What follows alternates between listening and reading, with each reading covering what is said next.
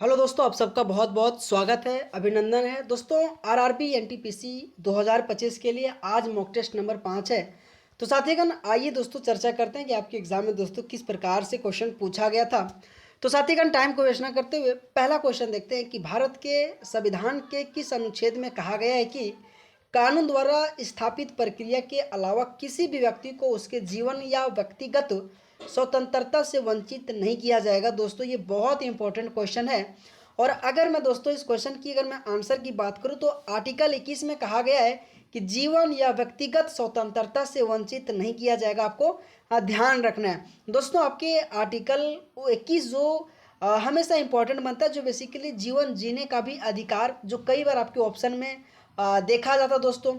अगर मैं बात करूं प्राण एवं दैहिक स्वतंत्रता भी आर्टिकल 21 में ही कहा गया है। ये भी दोस्तों बेसिकली आपको ध्यान रखना है।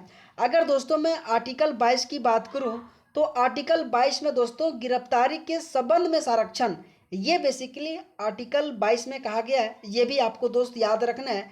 अगर दोस्तों मैं आर्टिकल 23 की बात करूं तो उसमें से मानव व्यापार एवं जबरन व बंधुआ मजदूरी पे दोस्तों इनके बारे में रोक करने के लिए आर्टिकल 23 में कहा गया है।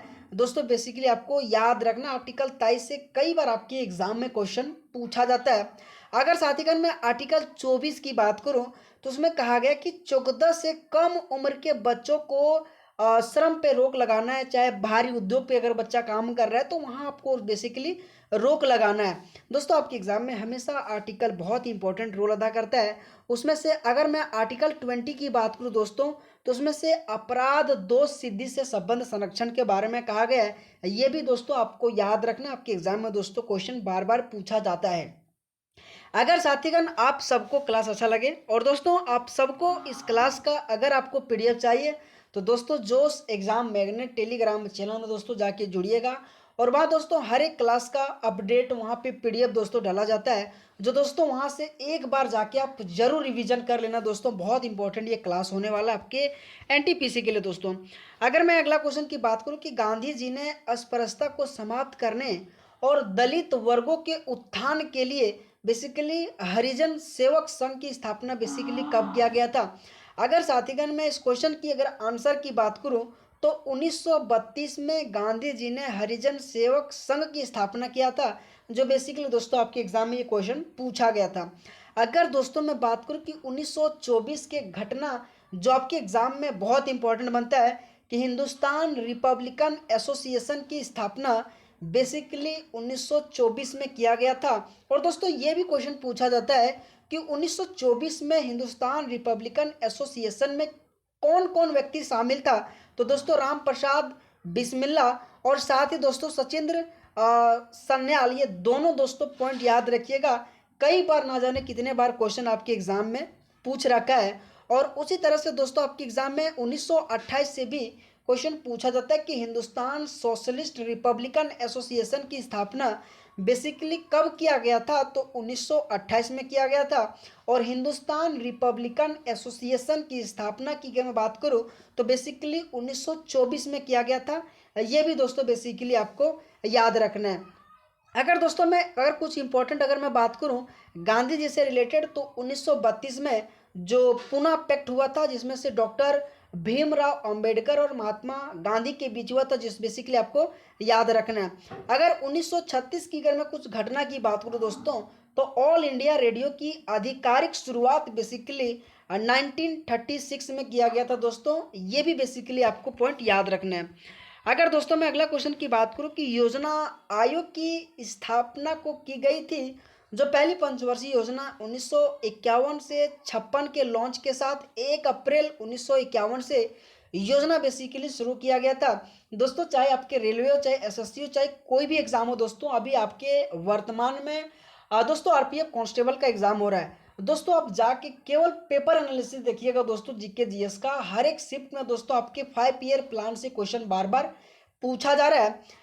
अगर मैं बात करूं दोस्तों ये भी बेसिकली आपके एनटीपीसी में क्वेश्चन पूछा गया था। लेकिन अगर मैं इस क्वेश्चन की आंसर की बात करूं तो बेसिकली 15 मार्च 1950 इस क्वेश्चन का आंसर आ जाएगा।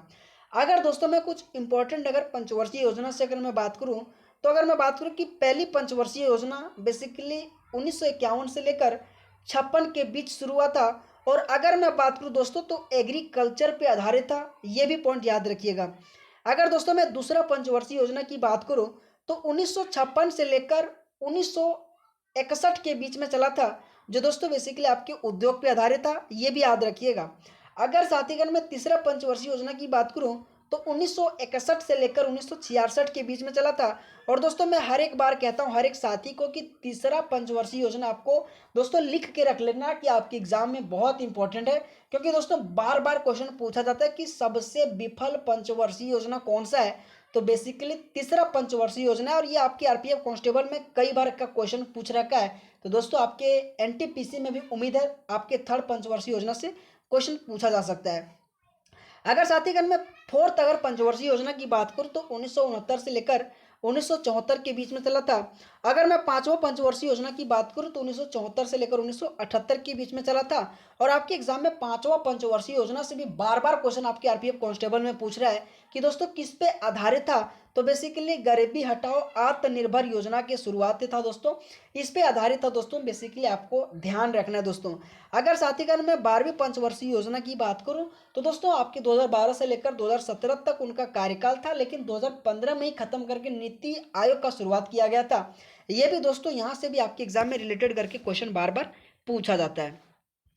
अगला क्वेश्चन दोस्तों कि भारत में पंचायत अनुसूचित क्षेत्रों तथा विस्तार अधिनियम पैसा अधिनियम किस वर्ष पारित किया गया था। यह भी दोस्तों बहुत इंपॉर्टेंट क्वेश्चन है, और अगर मैं इस क्वेश्चन की आंसर की बात करूं तो 1996 आ जाएगा। दोस्तों अगर कोई भी क्वेश्चन अगर आपको नहीं आता है दोस्तों आप उस क्वेश्चन को स्क्रीनशॉट मारिए, नहीं तो दोस्तों जोश एग्जाम मैग्नेट टेलीग्राम चैनल में दोस्तों जाके वहां से इस क्लास का पीडीएफ दोस्तों ले सकते हैं, वहां मैं अपलोड कर दूंगा, है ना। तो इस क्वेश्चन का बेसिकली 1996 आ जाएगा। अगर दोस्तों मैं ग्राम पंचायत से अगर मैं बात करूं तो बेसिकली आपको याद रखना कि आर्टिकल 40 में ग्राम पंचायत के बारे में हमारे संविधान में कहा गया है। दोस्तों आपके एग्जाम में 11वां अनुसूची से पंचायती राज से संबंधित क्वेश्चन पूछा जाता है कि 11वां अनुसूची बेसिकली दोस्तों आपके पंचायती राज से संबंधित है, जो दोस्तों आपके 73वां संविधान संशोधन अधिनियम 1992 के तहत दोस्तों पंचायती राज के बारे में वर्णन किया गया है। दोस्तों बहुत इंपॉर्टेंट है, जो भाग 9 में इनके बारे में जिक्र किया गया है। और इसी के साथ दोस्तों आपके 12वीं अनुसूची जो बेसिकली 74वां संविधान संशोधन अधिनियम के तहत नगर पालिका से संबंधित दोस्तों जो भाग 9A में उनका वर्णन किया गया है, ये भी बेसिकली दोस्तों आपको पॉइंट याद रखना। आपके एग्जाम में हमेशा बार बार दोस्तों इस तरीके से ग्राम पंचायत से और नगर निगम से क्वेश्चन पूछा जाता है। अगला क्वेश्चन दोस्तों कि कुमायूं जो हिमालय के पूर्व पश्चिम विभाजन के अनुसार निम्नलिखित में से किन दो नदियों के बीच स्थित है। ये भी दोस्तों बहुत इंपॉर्टेंट और हमेशा आपके एग्जाम में हिमालय से क्वेश्चन बार बार पूछा जाता है दोस्तों। तो दोस्तों अगर मैं इस क्वेश्चन की आंसर की बात करूं तो सतलुज और काली नदी इस क्वेश्चन का आंसर आ जाएगा। अगर मैं दोस्तों हिमालय की बात करूं तो हिमालय का पुराना नाम भी आपके एक बार एग्जाम में पूछा गया था। अगर मैं बात करूं इसका पुराना नाम तो सगरमाथा इस क्वेश्चन का आंसर आ जाएगा, जो बेसिकली दोस्तों आपको ध्यान रखना है। और साथ ही अगर आपको क्लास अच्छा लग रहा है ना तो दोस्तों आप सबसे रिक्वेस्ट है यार वीडियो को एक लाइक ज़रूर करना। और अगर दोस्तों इसी तरीके से अगर आपको क्लास चाहिए मेरे साथीगण तो आप चैनल को आप जरूर सब्सक्राइब कीजिएगा, है ना। अगर साथीगण मैं अगला क्वेश्चन की बात करूं कि किस वेद में सबसे अधिक श्लोक है। दोस्तों आपके एग्जाम चाहे रेलवे हो चाहे एसएससी हो, हमेशा दोस्तों आपके एग्जाम में वेद से संबंधित दोस्तों क्वेश्चन पूछा जाता है। अगर मैं बात करूं इस क्वेश्चन का आंसर तो ऋग्वेद आ जाएगा कि सबसे अधिक। अगर मैं किस वेद की श्लोक की बात करूं तो ऋग्वेद आ जाएगा। अगर दोस्तों मैं बात करूं कि ऋग्वेद सबसे प्राचीन वेद है। अगर मैं बात करूं दोस्तों इसमें से 1028 सूक्त है और 10,580 रचनाएं दोस्तों, ये भी बेसिकली आपको याद रखना दोस्तों, है ना, कि 1028 क्या है तो सूक्त है और आपके 10,580 क्या है तो रचनाएं, ये भी बेसिकली पॉइंट याद रखिएगा। अगर दोस्तों मैं अथर्ववेद की बात करूं तो जादू टोना वशीकरण और आपके दोस्तों क्या बोलते हैं कि काला वेद, ये दोनों आपको बेसिकली याद रखना दोस्तों, आपके अथर्ववेद से संबंधित है। और दोस्तों एक बार आपके एग्जाम में पूछ रखा था कि अथर्ववेद में कुल कितने उपनिषद है, तो दोस्तों 31 उपनिषद है, ये भी बेसिकली आपको पॉइंट याद रखना है। अगर दोस्तों मैं सामवेद से बात करूं तो सामवेद बेसिकली संगीत से संबंध बेसिकली आपके सामवेद है, ये भी दोस्तों पॉइंट याद रखिएगा। अगर दोस्तों मैं अजुर्वेद से बात करूं तो उसमें गद और पद से संबंधित अगर मैं बात करूं तो अजुर्वेद है, ये भी दोस्तों बेसिकली आपको पॉइंट याद रखना है।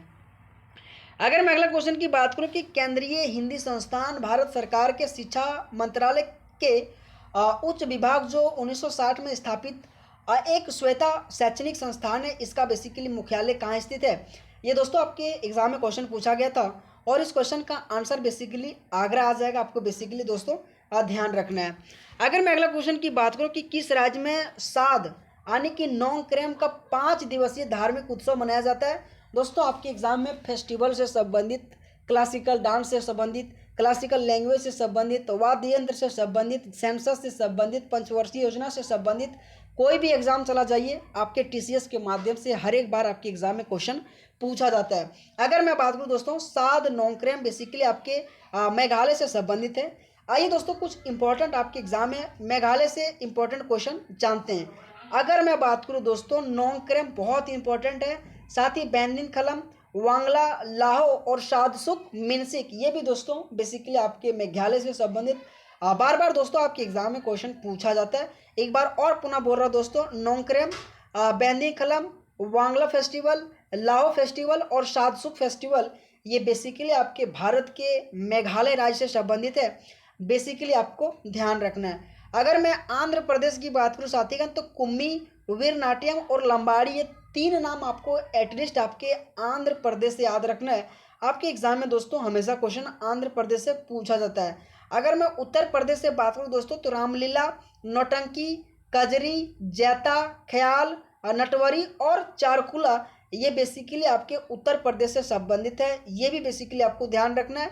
अगर मैं त्रिपुरा से बात करूँ दोस्तों, तो हौजागिरी, गजानन, वेलकम, बोमानी, मायामती और ममिता मोसक, ये आपके बेसिकली त्रिपुरा से संबंधित है। दोस्तों आपको त्रिपुरा से, उत्तर प्रदेश से, मेघालय से, आंध्र प्रदेश से, ये 4 राज्य दोस्तों आपके एसएससी के लिए, आपके रेलवे के लिए बहुत इंपॉर्टेंट है। आपको बेसिकली ध्यान रखना दोस्तों, आपके एग्जाम में इनसे रिलेटेड क्वेश्चन बार बार पूछा जाता है।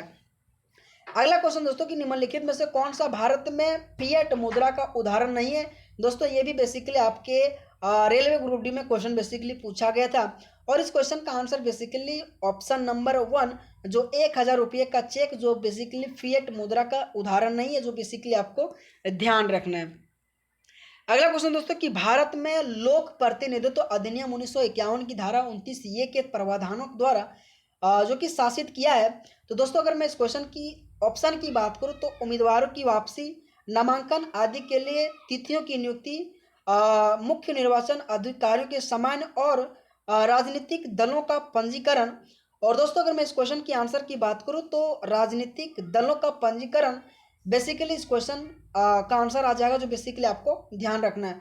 दोस्तों अगर आपको कोई भी क्वेश्चन नहीं आता है, तो साथीगण मैं आप सबसे रिक्वेस्ट कर रहा हूँ, क्वेश्चन का स्क्रीनशॉट मारिए और दोस्तों एटलीस्ट क्लास खत्म हो जाना तो एक बार रिवीजन करना, और नहीं तो दोस्तों इस क्लास का पीडीएफ जो से एग्जाम मैग्नेट टेलीग्राम चैनल में दोस्तों अपलोड कर दिया जाता है, वहां से दोस्तों आप जरूर जाके जुड़िएगा दोस्तों, और वहां से जरूर इस क्लास का पीडीएफ लेके रिवीजन कीजिएगा साथीगण।